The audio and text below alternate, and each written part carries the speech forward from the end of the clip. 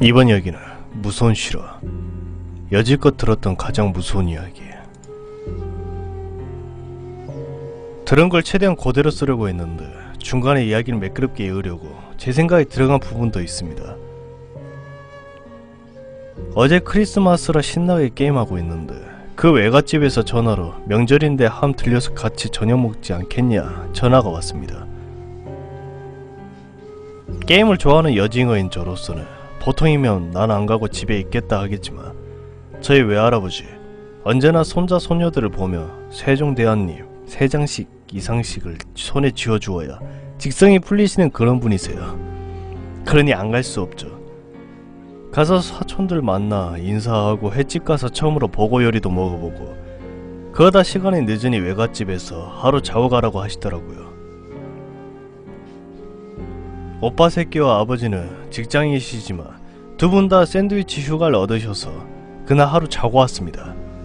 어른들은 모였으니 축구, 정치, 경제 이야기하시다 고스톱으로 빠지셨고 저와 오빠 사촌들은 가져온 노트북으로 새벽까지 무서운 영화를 다운받아 보고 있었죠. 그러다 할아버지가 저희 방으로 들어오셔서 드디어 저희들에게 용돈을 주시더랍니다. 근데 할아버지께서 저희가 보고 있는 공포 영화를 힐끗 보시더니 너희는 저런 게 무서우냐 하시더라고요. 당연히 무섭죠. 무서우라고 만든 영화니까요. 그런데 할아버지께서는 나는 일은 평생 살면서 어렸을 때 있었던 일보다 무서운 일을 겪었던 적이 없었다 라고 하셨습니다. 영화도 슬슬 질려가고 있던 참이라 간만에 어려진 마음으로 할아버지께 무슨 일이었는지 이야기해달라고 졸랐습니다. 그리고 할아버지는 앞에 있는 생 과자를 드시면서 이야기를 해주셨죠. 서론이 길었네요. 할아버지께서 10대이셨을 때 이야기입니다. 저희 외갓집은 지금 경기도 외곽 지역에 자리 잡고 있지만 원래 할아버지의 고향은 함경북도입니다.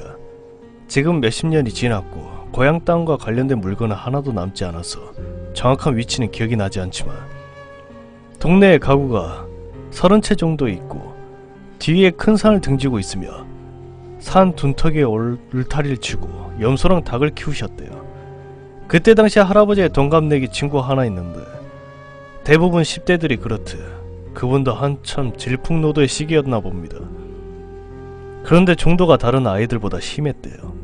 화를 참지 못하고 한번 화가 나면 광견병 걸린 개처럼 이빨로 물어뜯고 손에 물린 건 닥치는 대로 휘두르고 던지고 부수고 그러다 한참 그 동네에 있던 한참 나이 어린 여동생이 그 미친 아이가 던진 호미에 맞아 이마가 뚫린 적도 있었더랍니다.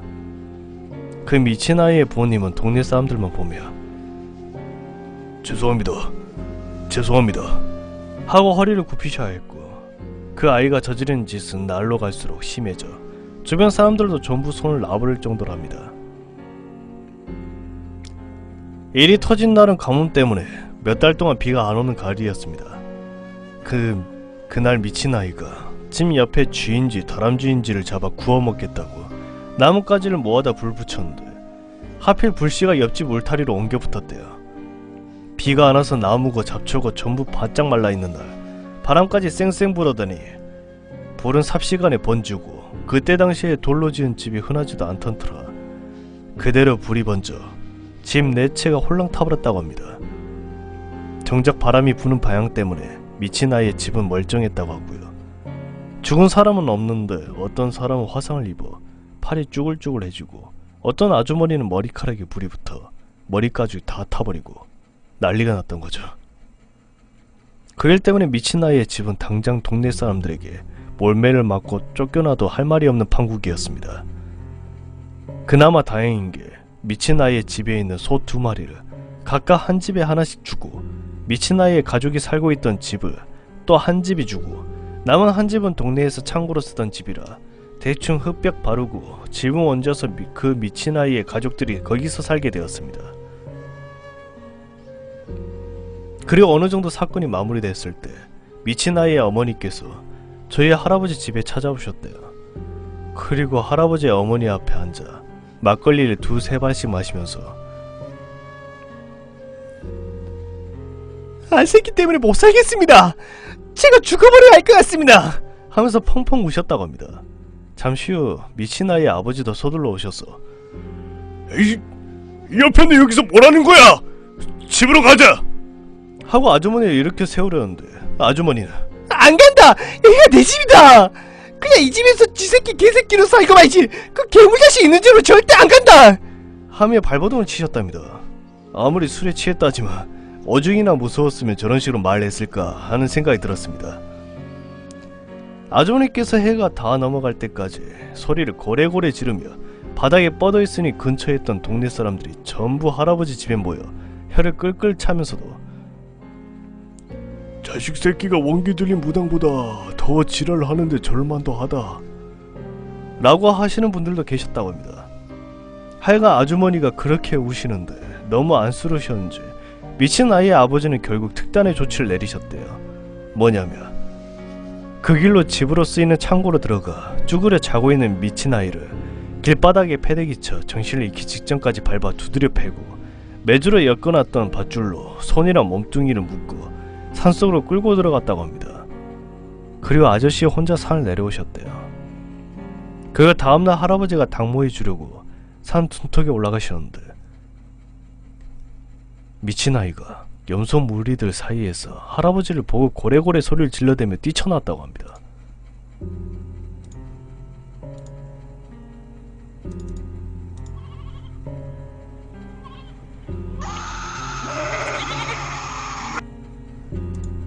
온몸은 흙이랑 땀으로 범벅이고 여기저기 긁히고 찢는 상처 때문에 피딱지가 얹혀서 숨은 헐떡거리고 옷도 다 찢어지고 손톱도 죄다 벗겨진 채로요.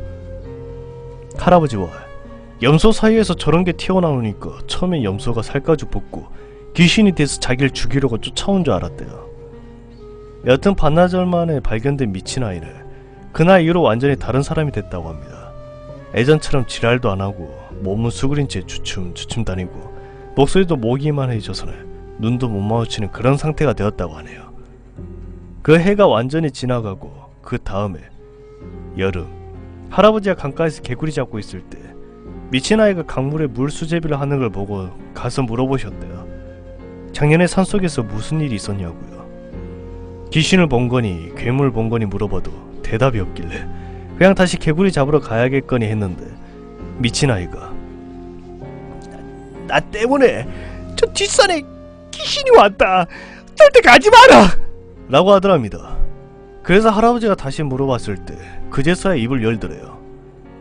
미친 아이가 산속에 끌려 들어간 날 미친 아이의 아버지는 자식을 나무 기둥에 묶어놓고 내 버르장머리 고쳐질 때까지 여기다 묶어두고 매일 밥이랑 물만 주고 갈 것이다. 짐승 새끼니 짐승처럼 살아라. 라고 하며 그대로 산을 내려갔다고 합니다. 가로등은커녕 전기도 없던 시절에 산속은 코앞에 내 손바닥도 안 보일 정도로 깜깜했겠죠.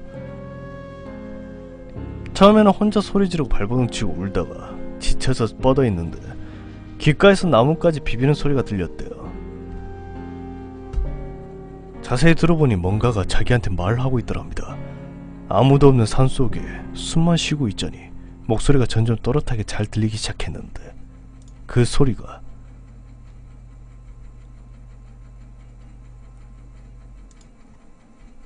너 보러 왔다. 너희 엄마 이제 너 보러 여기 안 온다. 너 여기서 살아야 돼. 그러다 굶어 죽어야 돼. 라고 갈짝갈짝대는 소리로 말하더랍니다. 미친 아이는 무서운 마음에 씨발씨발거리며 밧줄을 풀려고 용을 쓰는데 갑자기 목소리가 귀 싸대기를 후려 갈기는 것처럼 커지면서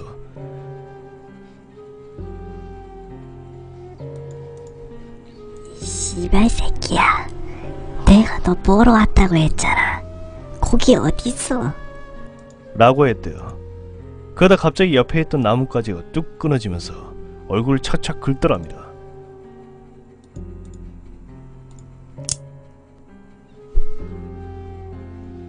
바람이 불어서 그런 건지 아니면 누가 손에 쥐고 얼굴에 비벼댄 건지 늦가을에 이파리 하나 없이 바싹 마른 나뭇가지에 얼굴이 피떡이 될 때까지 긁혔대요. 그만해라! 그만해라! 소리 지르면서 몸을 발버둥 치는데 나뭇가지가 떨어져 나가면서 또 목소리가 들렸답니다.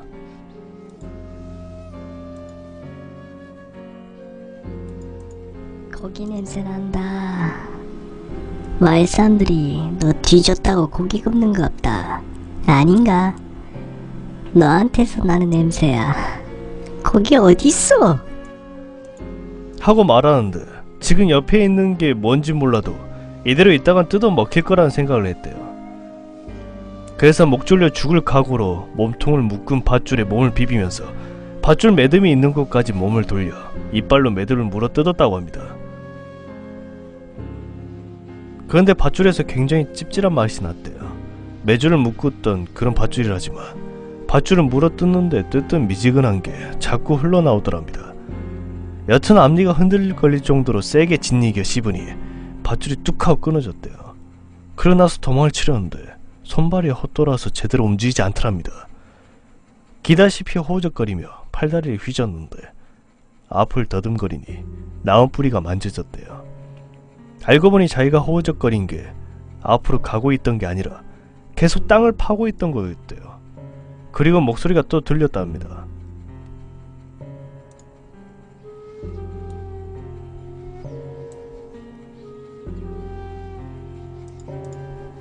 넓게 봐라. 거기가 너 잘 곳이다. 좀 더 넓게 봐라. 같이 자자.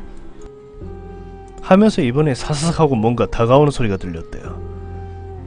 그러다 밧줄이 툭 하고 어깨에 떨어졌는데 밧줄 끝이 입속에 들어왔대요. 뱉으려고 우걱거리다가 입속에서 오독하고 씹혔는데 그 찝찝한 맛이 또 나더랍니다. 거의 구토하다시피 해서 뱉어냈는데 어디서 장딱이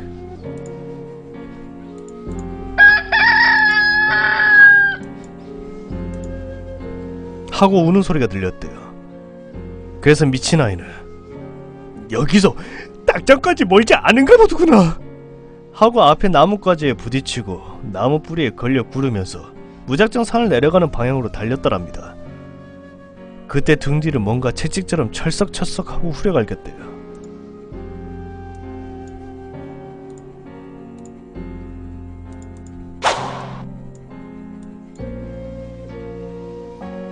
그리고 뒤에서는 또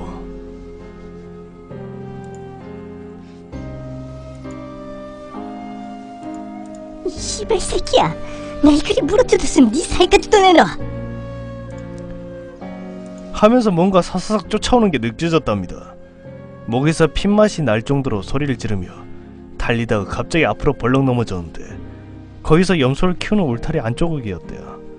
염소들이 자다가 큰 소리에 놀라 미친 아이 주변에 몰려드는데 미친 아이는 울며 빌며 염소 무리 속으로 기어들어가 쭈그리고 숨었대요.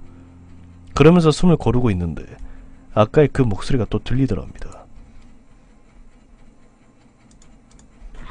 개새끼가 내 발가락만 안 아팠어도 종아리 물어뜯을 수 있었는데. 씨발 새끼, 씨발 새끼, 씨발 새끼.